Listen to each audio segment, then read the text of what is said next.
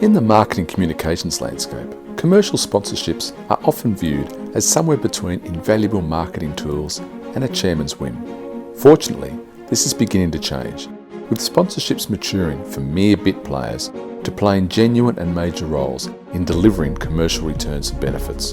But how do we know when it's done correctly and efficiently? Salesandmedia.com decided to ask some experts and try and find out what really makes sponsorships commercial. Hi, this is Paul Gardner, and today I'm talking to Mark Coad, who's the CEO of IPG Mediabrands Australia. Welcome, Mark. Thanks, Paul. Thanks for having me on your podcast. Now, what an unusual time to be CEO of a large company. I mean, you've only been there a few months, two of which have been COVID months. I mean, how have you found the move? It's been, well, look, I'm grateful that I got to spend the first few weeks in the business. The degree of difficulty would have been much greater had that not have happened. So I'm grateful for that. And look, it's been a good start. I mean, the business is in good shape. We're tapping along, and coming into lead a business like this, it's actually been, in a warped kind of way, a good time to do it, because it would have taken me months to cover the type of ground and to understand the business as well as I think I'm starting to understand it now. So in that regard, it's been a plus. And not that I'd wish this on anybody, but but yeah, it hasn't been a bad start. So you have 800 people in Australia? Yeah, just nearly thereabouts. How do you fit 800 people on a Zoom call?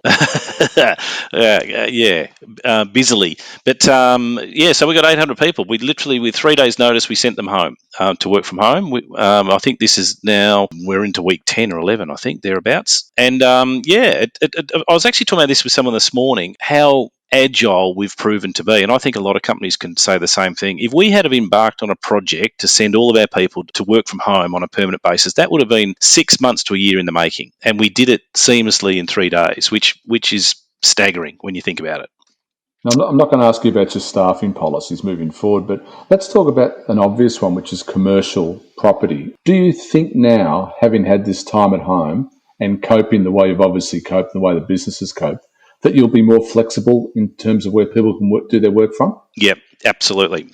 We've already discussed that on a few fronts. I think there are people who will want more flexibility in the way they work. There are people who won't want to spend an hour on public transport every morning and every afternoon. There are already people saying, I feel more productive doing it this way. So I don't think we'll ever get back to what we used to look like. We're already thinking about what that means from a real estate point of view, as many companies are. You look at the cost of real estate. Could we save money there down the track? Absolutely. We'll never use all of our facilities to the full extent we used to use them. We've already got people on 9-day fortnights. We've spoken publicly about that.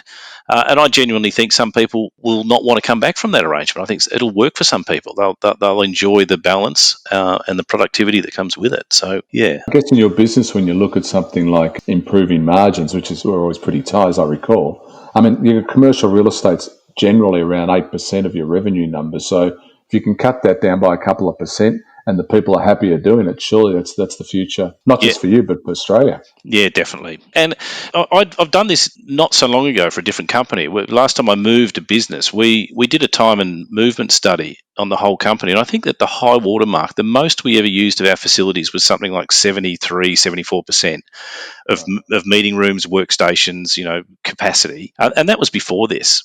So there's no doubt we'll look at our longer term arrangements come through this. Mark, You've recently moved to IPG, as we discussed, from PhD. Why did you decide to move? Tell me the difference, because when I look at it from an outside perspective, I think, media company's a media company. You buy Married at First Sight, or you specialise in one or the other. What was the difference for you? What was the big telling point to make that move? There was a few things wrapped up in that. I mean, one was I'd been with PhD for 7 years, with the group for a lot longer than that, and I just felt that we'd achieved everything that we'd set out to achieve. I think we're quite proud of what we'd put together, and so I was certainly ready for change. I was thinking about what the next part of my career might look like.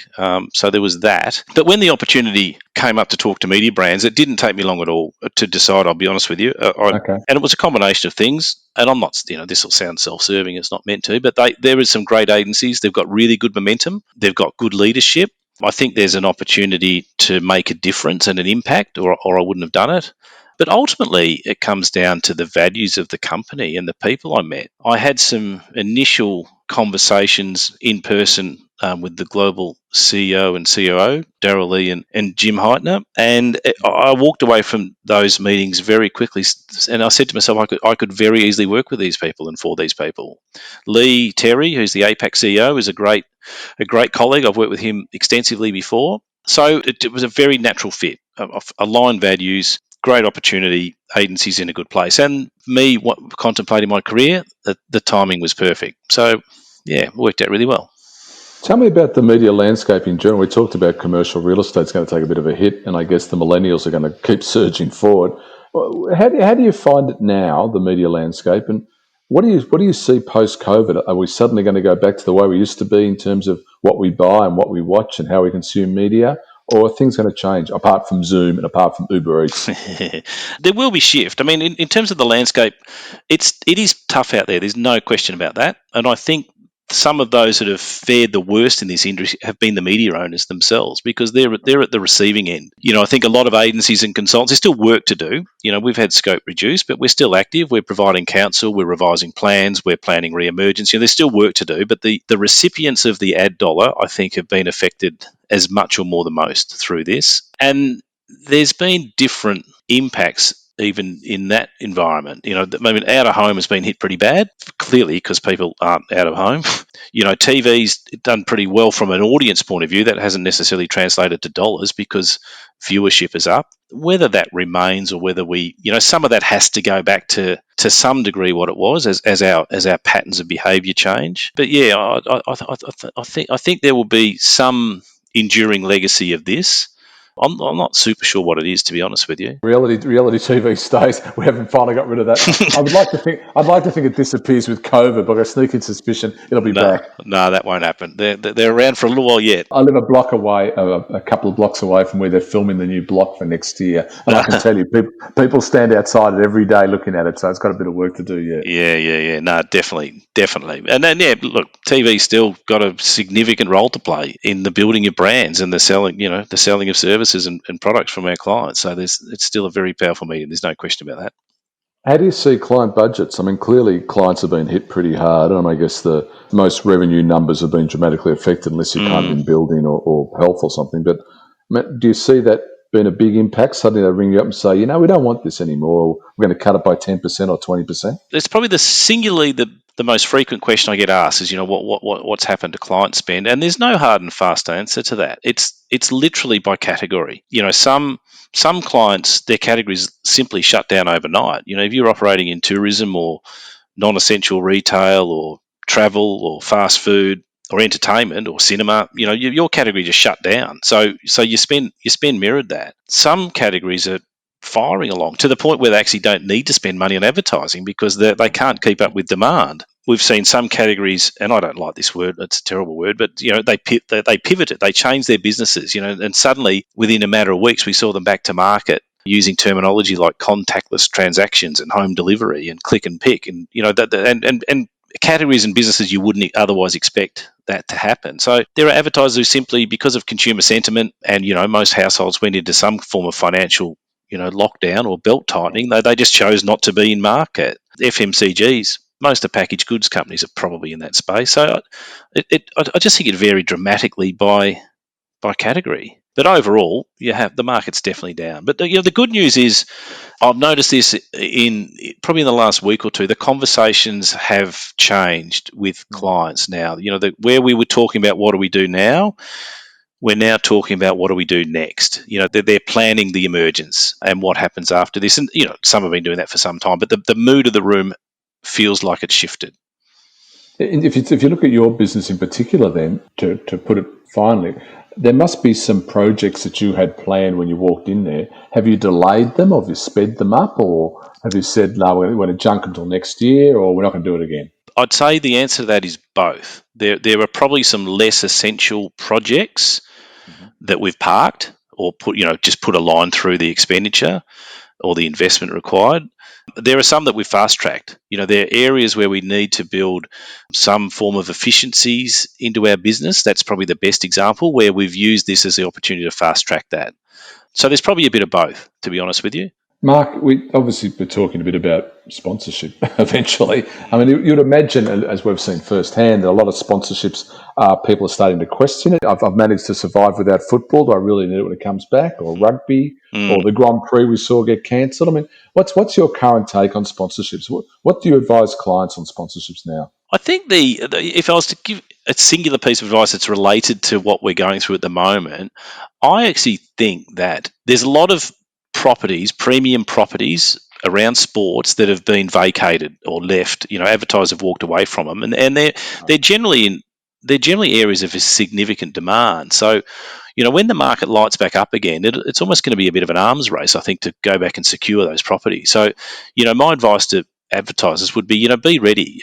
You can't be in normal mode where it takes weeks to raise a purchase order and get your approvals through your system. Get onto it now, because when those properties come back on the market, you need to be nimble enough to get on them. So there's certainly that aspect.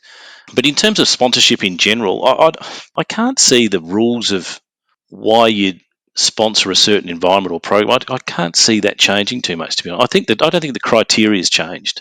So if your client comes to you, talks about a sponsorship and says, "Listen, I'm thinking about going to the AFL," I mean, how are you going to measure that against something like, I want to just sponsor, I don't know, Married at First Sight or Lego Masters or something? I mean, when the numbers spit out, Yeah, I mean, the cost per thousand is different, right? I guess the first thing is there's not many clients who sort of ring up and say, I'd like a sponsorship. I mean, you have to consider sponsorship in a broader media mix around what role is it playing in my comms, how does it engage my audience, and how does it help me sort of push my message to market. So really is the question, I need a sponsorship. The question's more around, here's the business problem I'm trying to solve. Yep. What are my options? And sponsorship may or may not emerge as a possible option in that instance. Well, if I'm a sporting brand and I say, "Listen, Mark, we're going to put 60% of our business into the Olympics. Oops, it's gone. Now what do we do?" Do you say, "Let's go and find another allied sporting event," or do you say, "No, we need some ambassadors," or do you say, "Let's wait till next year when Tokyo kicks on again"? I think the first question I'd be trying to ask is what were we trying to achieve with that sponsorship in the first place? If we'd allocated that kind of freight into the Olympic Games, what is it we were trying to achieve? And if we can identify that, then the question becomes, how else can we achieve that? Is that still the aspiration for this year? Do we want to do that this year? And if it is, how else might we do that? And another sponsorship mightn't be the answer at all. I mean, the answer could be anything and everything, from another media channel to a change in pricing strategy and distribution strategy for the product. I mean, it could be anything. So I don't necessarily see it as, one opportunity's gone, let's go find another one. I wouldn't see it that way. I'd see it more as, what role was it there to play? Now, apart from running IPG Mediabrands, you're also involved for many years with the Comedy Festival. Now, if ever a business was hit pretty hard, you'd imagine it'd be an arts festival. How are they finding it? How are they coping? It wasn't hit pretty hard. It was actually whacked. I mean, we had a board meeting. We had an emergency board meeting a matter of days before the opening night, and we had no choice but to pull the pin. It was just, I think it was the day before we had, I can't remember the dates now, but there was a date where the government came out and significantly reduced the number of indoor gatherings to a number. I think it was down to 100 or something, and that was happening the next day. So we literally had no choice. So from then it became an exercise of financial retrieval. How much could we get back from venues? How do the artists get paid? What do we cancel? What do we get out of it? It was a massive recovery exercise. So what do you do with the sponsors of the Comedy Festival? Do you say to them, "Please stick with us for another year, let us keep the money, we'll rebate some of it"? How did you handle the sponsors? The festival doesn't carry a great number of sponsors. There are some partners and activations within, and they essentially cancelled. I mean, most we hope to retain next year, but yeah, most we simply had to cancel. We couldn't provide what it is they'd bought, for March, April of this year. So yeah, we certainly haven't looked to keep funds. We weren't able to deliver the property, so they've retained their budgets. But we hope to see them next year, and the signs are positive. By and large, we will. I spoke to a few people involved in the Comedy Festival, mainly from performers, and they say that up to 80% of their yearly revenue comes from that festival. Yeah, it wouldn't surprise me. I don't know exactly the numbers, but that wouldn't surprise me. They've been hit really hard, and of course, most of them are sole contractors, and they work for themselves. It took a lot of work for them to get a hearing with government around any form of assistance. They certainly didn't qualify for any of the JobKeep scenarios because very few of them are employees of companies. So they were hit pretty hard, and it's not like they could pick their work up and take it elsewhere because they simply couldn't do it in venues. So, Mark, you're obviously involved in Comedy Festival Discuss, involved in business, and you sound as though you see a pretty positive note when we come out of this, and a positive note for media in general. I mean, how do you see the future of media? We've gone through all this sort of permutations and combinations and programmatic. I mean, what's the next big thing coming up that you can see on the landscape? Well, the next evolution of media is how we move away from broadcast demographics and into data fueled valuable audiences. How do we construct an audience using the available information, and how do we execute and target that audience with precision at scale?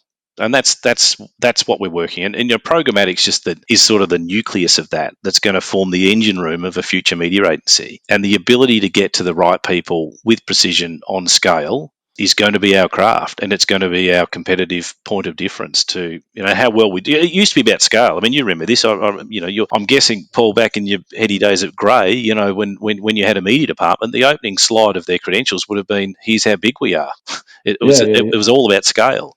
It's all about size. It's all about size, but it's not about that anymore. It's about infrastructure, technology, and capability. And how do we best help our clients navigate through that environment to build specific audiences, as I said before, reach them at scale with precision. And that in turn means a different set of staff skills, doesn't it? I mean, you're talking about data scientists and people that have studied different areas. And absolutely. People coming out of the purist in media probably might have those skills. Absolutely. And it's the skills that a media agency possess these days is it amazes me. I mean, when we went through the early days of our careers, our career progression was linear. We did one job, we were good at it, we worked the next one. And now the vast majority of people in a media agency, I couldn't do their job if I had to. I know what the outcomes are, and I know what it is they do, but I don't know how to do it. The skills required now are extraordinary. I looked at a course the other day. We're talking about the difference with digital and social, and clearly around different search engines. And it must be almost impossible to keep up with this. How do you keep up with it all? I mean, again, we rely on the expertise of the people in the business to do that for us. That's what they do. But yeah, just keeping up with what's required and what the changes are out there. It's a full-time job. There's no doubt about that. So, Mark, if I could summarise, you see the future of hiring people who have skills that you don't have, mm-hmm. and who do things that you probably can't do. Yep. Working remotely, and I don't know where they are. you don't know where they are, but it's all going to be successful. Have I summed that up perfectly? Yeah, but we'll be fine. Yeah. Yep, you have. I was speaking to Mark Coad, as the CEO of IPG Mediabrands. Mark, thank you for your time today. Yeah, you're welcome, mate. Good to chat.